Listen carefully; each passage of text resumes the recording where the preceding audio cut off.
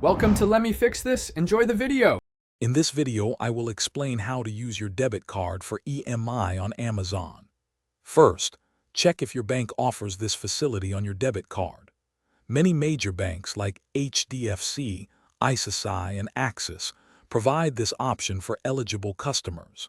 You'll often find pre-approved offers directly on Amazon or through your bank's communication channels.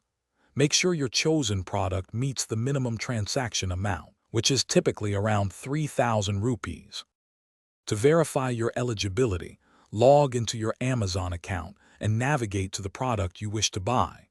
On the product page, scroll down to find the EMI options or no-cost EMI section.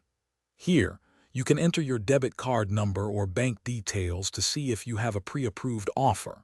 This step is crucial to ensure your specific card qualifies for the EMI facility. Once you've confirmed your eligibility, add your chosen item to your Amazon shopping cart and proceed to checkout. On the payment page, you will see various options. Select EMI as your payment method. Then, choose your debit card from the list of available banks.